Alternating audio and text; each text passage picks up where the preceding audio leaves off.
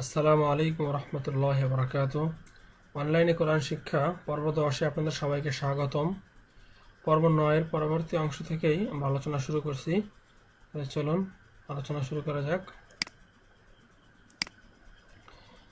পর্ব 9-তে এখানে আলোচনা শেষ হয়েছিল।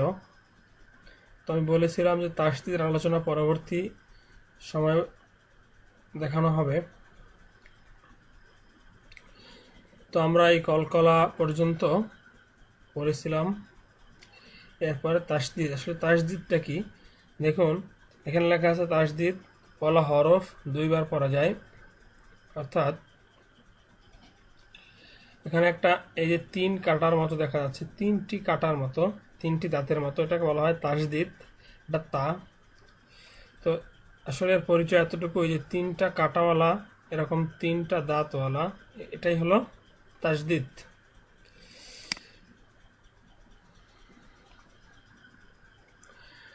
এখানে লেখা আছে, এটা পড়ে নেবেন। আমি বলি আসলে যে তাসদীদওয়ালা হরফটা প্রথমে তার ডান পাশের যে হরফটি থাকবে তার সাথে একবার উচ্চারণ হবে, এবং একা একা তার উপর যে হরকত থাকবে সেটা দিয়ে আরেকবার উচ্চারণটা এরকম যে এখানে হামজা, আমরা আগেই পরে আসছি যে আলিফের উপরে জবর জের অথবা পেশ হলে সেটা হামজা হয়ে যায়।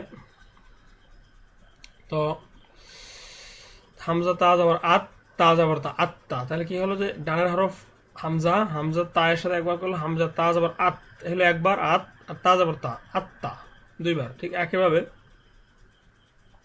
হামজা লাম জবর আল, লাম জবর লা, আল্লাহ। হামজা কাপ জবর আক, কাপ জবর কা, আক্কা। হায়া জবর হাই, ইয়া আলিফ জবর ইয়া, হাইয়া। এখানে সাথে যে একটা খালি আলিফ আছে, এক আলিফ যে টান হবে সেটাও হবে, কিন্তু এ তাসদীদের কাজ শুধু দুইবার উচ্চারণ করা। এর সাথে যে কোনো মাদের হরফ থাকে, অর্থাৎ খালি আলিফ থাকে, এভাবে যদি উপরে মোটা চিহ্ন থাকে বা চিকন চিহ্ন থাকে, অর্থাৎ তিন আলিফ বা চার আলিফ চিহ্নের যদি কোনো টানে যদি কোনো চিহ্ন থাকে, সেক্ষেত্রেও তিন আলিফ এবং চার আলিফ সে টানগুলো হবে। ঠিক একইভাবে কাপ দাল পেশ কুদ, দাল জাবর দা, কুদ্দা। হামজা ইয়া জবর আই, ইয়া পেশ ইউ, আই ইউ।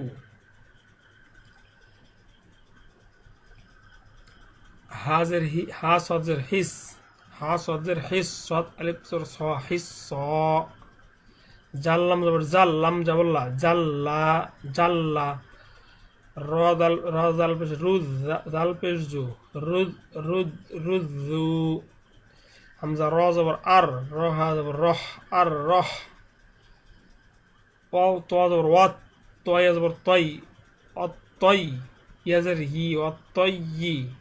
এখানে কিন্তু দুটি তাসদীদ দেখুন। এই অ প্রথমে তোয়াকে ধরছে, কি হলো অ ত জবর ওয়াত। আবার তোয়ার পরে যেটা তাসদীদ আছে, এই আবার যে হরকত আছে এই হরকতটার মাধ্যমে এই ইয়াকে ধরবে, ওয়াত তয় জবর অত তয়, ইয়াজের ই, অতই। ঠিক এভাবেই তাসদীদের ব্যবহার। আর যদি এই তাসদীদটা নুনে অথবা মিমে যদি হরকতের পরবর্তী সময় হয়, অর্থাৎ হরকতের বামে যদি নুনে অথবা মিমে তাসদীদ হয়, সেক্ষেত্রে গুন্না করে পড়তে হবে। যেমন হামজা নুন জবর আন, নুন জবর না, আন্না। হাম মিম পেশ হুম, মিম জবর মা, হুম্মা। সা মিম পেশ সুম, মিম জবর মা, সুম্মা। এগুলো এরকম। ঠিক আমি এটা পড়ছি। ফা জবর ফা, লাম মিম জবর লাম, ফালাম, মিম আলিফ জবর মা, ফালাম্মা। প্রত্যেকটা এখানে দেখুন কি কি আসছে, যে অজীব গুন্না আসছে এবং একালিফ মাদ, একালিফ দীর্ঘ করিয়া পড়তে হবে, সেই নিয়মটা এখানে আসছে। এখানে দুইটা নিয়ম আসছে। তো এভাবে আপনারা এমন এমন শব্দ পাবেন যেখানে 4টা 5টা করে নিয়মও থাকবে। তো প্রত্যেকটা নিয়মই আদায় করতে হবে, যে একটা নিয়ম আসলে আর একটা যে থাকবে না সেটা সেরকমটা নয়। যতগুলো নিয়ম আসবে প্রত্যেকটা নিয়মকে আপনার আদায় করে করে এগুলো পড়তে হবে। এরপর আছে নুনে সাকিন ও মিমে সাকিনের বিবরণ। আসলে নুনে সাকিনটা কি, যে জজমওয়ালা নুনকে বলা হয় নুনে সাকিন, কি জজমওয়ালা নুনকে নুনে সাকিন বলা হয়। আর তানবিন এর যে পরিচয় সেটা আমি কায়দার আলোচনায় বলেছিলাম, তো আবার বলছি যে দুই জবর, দুই জের এবং দুই পেশকে তানবিন বলা হয়। তা নুনে সাকিন এবং তানবিন চার ভাবে আসে, অর্থাৎ 4 প্রকারে পড়া যায়। এই 4টার নাম হলো ইকলাব, ইদগাম, ইজহার এবং ইকফা। তো আসলে এগুলো একটু অন্যরকম মনে হচ্ছে আপনাদের কাছে, তো আশা করি আলোচনার শেষে আর এগুলো থাকবে না, সবগুলো স্পষ্ট হবে। তো আসলে নুনে সাকিনটা কি, যে জজম ওয়ালা নুনটাই হলো নুনে সাকিন, আর তানবিন দুই জবর দুই পেশ, নুনে সাকিন এবং তানবিন 4 প্রকার আছে। এগুলো কি আসলে? যে নুনে সাকিন এবং তানবিনের পরবর্তী যে হরফটা আসে, সেই কোন হরফ আসলো সেই অনুসারে নুনে সাকিন এবং তানবিনের পরবর্তী হরফটা কি, যেই হরফ পরবর্তী হরফটা অনুসারে নুনে সাকিন এবং তানবিনের উচ্চারণটা হবে। তো আসুন দেখি, 4টাকে বলা হয়েছে ইকলাব, ইদগাম, ইজহার, ইখফা। ইকলাবের হরফ একটি, অর্থাৎ ইকলাব যেটাকে বলা হয়েছে সেটাকে বলা হয়েছে একটি হরফ, অর্থাৎ বা যদি নুনে সাকিন অথবা তানবিনের পরে আসে একটি নিয়ম। ইদগাম আর একটা যে নিয়ম আছে, যে যদি নুনে সাকিন এবং তানবিনের পরে ইয়া, র, মিম, লাম, অনুন এই 4টি হরফ যদি আসে সেক্ষেত্রে একটি নিয়ম। নিয়মগুলো আমি বলছি। ঠিক একই ঈদগাম আবার 2 প্রকার। ঈদগামে বা গুন্না, ব্লা গুন্না। বা অর্থ সহকারে, বেলা অর্থ ব্যতীত। তো গুন্না সহকারে হবে এই 4টা, ইয়ামি, মৌনুন। আর যদি এই 2টি আসে, র এবং লাম আসে নুনে সাকিন এবং তানবিনের পরে, সেক্ষেত্রে ব্লা গুন্না হরফ, অর্থাৎ গুন্না সারা পড়তে হবে। ইজহার হরফ 6টি, হামজা, হা, আইন, হা, গইন। অর্থাৎ আমরা যে 3টি মাখরাজ পড়েছি, 1 নম্বর মাখরাজ, 2 নম্বর মাখরাজ এবং 3 নম্বর মাখরাজ, সেই 3টি মাখরাজের যে হরফগুলো আছে সেগুলো বলা হয় ইজহার। ইজহার শব্দের অর্থ হল স্পষ্ট, জাহের, ইজহার। ইকফা, ইকফা হরফ আছে এখানে 15টি। তাসা, জিম, দাল, জাল, জা, সিন, শিন, সদ্দ, তজ, ফা, কফ, কাফ। এগুলো আসলে একরকম নিয়ম। তো আসুন আগে এই হরফগুলো আমাকে মনে রাখতে হবে যে আসলে কোনটার কি হরফ, কোনটার কি হরফ। যেমন ওই পৃষ্ঠা আমরা দেখে আসছি যে ইকলাব হরফ একটি, বা, এবং ঈদগাম হরফ 6টি, আরা, মিম, লাম, অনুন। আবার ঈদগাম গুন্না সহকারে হবে 4টি, গুন্না সারা 2টি। আবার ইজহার হরফ হামজা, হা, আইন, হা, গইন, খ। আর ইকফার যে 15টি হরফ, সেটি হলো তাসা, জিমদাল, জালজা, সিনশিন, সদ্দ, তজ, ফা, কফ, কাফ। এখানে আছে 29টি হরফ। 29টি হরফ যদি নুনে সাকিন এবং তানবিনের পর এই হরফগুলো আসে, তাহলে এক একটার ক্ষেত্রে এক এক রকম হবে। সেটা কিরকম হবে? ইকলাব অর্থ কি? বদলায় পড়া। ইকলাব শব্দের অর্থ হলো বদলায় পড়া, অর্থাৎ নুনে সাকিন এবং তানবিনের পরে যদি বা আসে, বা হয়, তখন সেই ক্ষেত্রে তানবিনকে নুনে সাকিন এবং তানবিন, অর্থাৎ নুনে সাকিন এবং তানবিনকে মিম দ্বারা পরিবর্তন করিয়া গুণ সহ পড়তে হবে। হ্যাঁ, ইকলাব বলা হয়। যেমন মিম নুন জের মিন, বা আইন জবর বা, দাল জের দি। এখানে দেখো নুনে সাকিন এবার বা, পরের শব্দই বা আসছে। তো এক্ষেত্রে হওয়ার কথা ছিল মিন বাদি। তো আসলে কিন্তু মিন বাদি পড়লে এটা ভুল হবে। এখানে এই নুনে সাকিনকে মিম দ্বারা পরিবর্তন করতে হবে। এমনকি এখানে মনে করতে হবে যে মিমে সাকিন, নুনে সাকিন নয়, এখানে মিমে সাকিন, মিম বাদি। তারপরে সামিউন বাসির। এখানে তানবিনের পর দেখুন বা, এ কারণে এখানে সামি হবে, উনকে অর্থাৎ মিম দ্বারা পরিবর্তন করতে হবে। এখানে আছে আইন 2 পেশ, উন। এখানে হবে সামি অন ছিল, এখানে মিম দ্বারা পরিবর্তন। ঠিক একইভাবে লায়ুন বাজান না, এখানে হবে লায়ুম। ইয়া মিম, এখানে মনে করতে হবে যে এটা মিম আছে, তাহলে মিম দ্বারা পরিবর্তন হবে ইয়া মিম পেশ ইউম, সামি আইন 2 পেশ এখানে হতে হবে আইন মিম 2 পেশ এরকম। ঠিক একইভাবে লানাস ফাআন ছিল, এখানে হবে লানাস ফাআম, মিম দ্বারা পরিবর্তন, যেহেতু বা আসছে। এরকম হাজারো শব্দ আপনারা পবিত্র কুরআনুল কারীমের ভিতরে আপনারা পাবেন। তো সেই ক্ষেত্রে এটা মনে রাখতে হবে যে বা আসলেই যদি নুনে সাকিন এবং তানবিন কি, নুনে সাকিন কি, নুনে সাকিনটা হলো জজম ওয়ালা নুন, আর তানবিনটা হলো 2 জবর 2 জের এবং 2 পেশ, এটা হলো তানবিন। এর পরে যদি বা আসে, যদি শব্দ শেষে এগুলো থাকে, অর্থাৎ শব্দের মাঝখানে থাকে, তাহলেও যদি এরপরে যদি বা আসে, যদি যেমন শব্দের শেষে তানবিন হলো এবং পরবর্তী শব্দের শুরুতে বা, এক্ষেত্রেও পরিবর্তন করতে হবে। এবং যদি শব্দের মাঝখানে আসে, যেমন এখানে শব্দের শেষে আসছে, এটা শব্দের শেষে আসছে, এখন এখানে শব্দের শেষে, এই যে এটা কিন্তু শব্দের মাঝখানে। সাধারণত তানবিনগুলো শব্দের শেষেই হয়ে থাকে। এবার আসি ঈদগাম। ঈদগাম শব্দের অর্থ মিলাইয়া পড়া, অর্থাৎ 4টি হরফ যদি আসে ইয়া, মিম, নুন, তাহলে পরের হরফের সাথে, অর্থাৎ পরের হরফের সাথে মিলাইয়া বাগুন্নার সহিত তাসদিদ দিয়া গুন্নার সঙ্গে মিলিয়ে পড়তে হবে, এক ঈদগাম বাগুন্না বলা হয়। যেমন সাধারণত তাসদিদ দেয়া থাকে, তো এই মিম অজের মিউ হবে, মিউ এরকম গুণনা করতে হবে।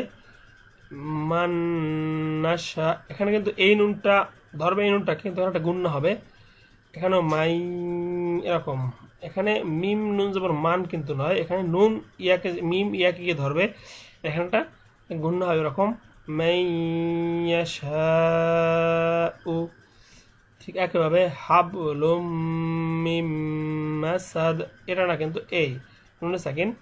তাহলে এখানে মিম আসছে, এখানে কি আসলো প্রথমে অ, এরপরে আসলো কি নুন, ইয়া মিম অ নুন, তাহলে অ আসলো, এরপরে আসলো আমরা পাইলাম ইয়া, এরপরে মিম, ইয়াও পাইলাম মিম অ পাইলাম নুন পাইলাম। তাহলে দেখুন এই যদি এরকম নুনে সাকিনের পরে মিম আসে, তাহলে মিম, ওয়াও, নুন এবং ইয়া, এই চারটি হরফ যদি নুনে সাকিনের পরে আসে অথবা তানবিনের পরে আসে, সেই ক্ষেত্রে এই নুনে সাকিনকে পড়া যাবে না, সামনের হরফটিকে পড়া হবে। সামনের হরফটিকে নুনে সাকিনের পূর্বের হরফের সাথে পরের হরফকে মিলিয়ে পড়তে হইবে। অর্থাৎ দেখুন পূর্বের হরফ কি আছে মিম, এই মিমকে এই নুনের সহিত মিলাইয়া গুণনা সহকারে পড়তে হবে। ঠিক একইভাবে এখানে আছে কি নুনে সাকিনের আগে আছে মিম, পরে আছে ওয়াও, এই দুইটাকে মিলিয়ে পড়তে হবে। ঠিক একইভাবে এখানেও মিম আছে, এখানে আছে তানবিন। তানবিনের ক্ষেত্রে তানবিনটাকে এর সাথে হাবলুম মিম মাসাদ, হাবলুম মিম মাসাদ, মিউ এটা হবে মিউ এরকম, মিন নি'মাতিন। আমি বানান করছি না, যেহেতু আগেই অনেক বানান করেছি, তাই আপনারা এগুলো বানান করে নেবেন, শুধু উচ্চারণটা আমি বলছি। হলো মাহমুদান, এখান থেকে মাকামাম, এই তানবিনের পরে মিম আসছে। এবার খয়রুম মিম, তানবিনের পরে মিম। তাহলে আমরা বা গুন্নাটা দেখলাম। এরপর ব্লা গুন্না, অর্থাৎ ব্লা শব্দের অর্থ বালা বা ব্লা। ব্লা শব্দের অর্থ হলো গুন্না সারা, ব্লা গুন্না শব্দের অর্থ গুন্না সারা। নিয়ম একই হবে, শুধুমাত্র গুন্নাটা হবে না। যেমন মির রব্বিকা, এখানে মির এরকম হবে না। আল্লাহ ইলাহা, আল, এই নুন কিন্তু পড়া যাবে না, এখানে নুন পড়া যাবে না।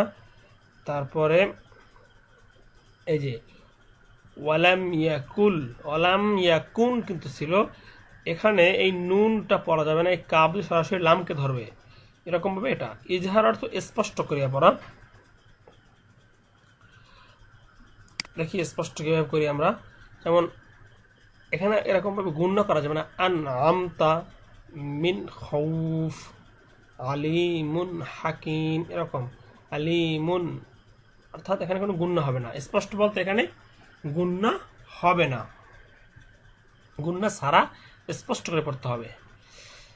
গেল ইজহারের আলোচনা। ইজহারের হরফ কয়টি বলেছিলাম আমরা? হামজা, হা, আইন, হা, গইন, খ। প্রথমে পাইলাম আনআম, তাইন পাইলাম, এবার মিন খৌফ, খ পাইলাম, আলিমুন হাকিম, হা পাইলাম, এরপরে ইয়ান, হা, হা পাইলাম, তারপরে মান আরাদা, হামজা পাইলাম, এরপরে ওয়াদান হাসানা, হা। সবগুলো আমরা দেখলাম। এরকম হাজারো শব্দ আপনারা পবিত্র কোরআনুল কারীমের ভিতরে পাবেন। এরপরে আসি ইকফা। ইকফার হরফ আছে 15টি, তাসা, জিমদাল, জালজা, সিনশি, সদ্দাত, তজা, ফা, কফ, কাফ, এই 15টি হরফ। তো এখানে ঠিক একইভাবে নুনে সাকিন এবং তানবিনের পরে যদি ওই হরফটি আসে, অর্থাৎ ওই 15টি হরফের যে কোনো একটি হরফ আসে, তাহলে সেখানে গুণনা করে পড়তে হবে। যেমন জান্নাতিন তাজরি উনসা, এরকম এখানেও গুণনা করে পড়তে হবে। ঈদগামের যে গুণনা আর এই গুণনাটা কিন্তু একটু ভিন্ন। ওখানে যেহেতু তাসদিদ দিয়ে গুণনা করতে হবে, এখানে কিন্তু তাসদিদ নেই, শুধুমাত্র এই দেখুন এখানে কয়টা আমাদের নিয়ম আসছে। জান্না, প্রথমে গুণনা, এরপরে একালিফ টান, একালিফ দীর্ঘ, এরপরে ইকফা আসছে। তাহলে কটা হলো? 1 2 3টা। জান্নাতিন তাজরি। তারপরে উংসা, এখানেও দুইটা নিয়ম আসছে, এরকম ভাবে আপনারা দেখবেন ভালোভাবে। উংজিলা মিন সিজ্জিল মিন দুনিল্লাহি মিন শাররি আন সালাতিহিম মিন দরি'in ইয়ানতালিকু ইয়ানজুরুনা আনফুসাহুম আলিমান কদিরা। ঠিক এরকম ভাবে তো মিমে সাকিনের বিবরণ এই আলোচনাটা ইনশাআল্লাহ আগামী টিউটোরিয়াল আমরা করব। তো আজকের টিউটোরিয়াল এ পর্যন্তই। যদি টিউটোরিয়াল ভালো লাগে আপনার এবং আগামী পর্বের টিউটোরিয়ালগুলো দেখতে চান, তাহলে আপনারা চ্যানেলে সাবস্ক্রাইব করতে ভুলবেন না। আগামী পর্বের টিউটোরিয়াল দেখার আমন্ত্রণ জানিয়ে আজকের টিউটোরিয়াল এখানেই শেষ করছি। আসসালামু আলাইকুম ওয়া রাহমাতুল্লাহি।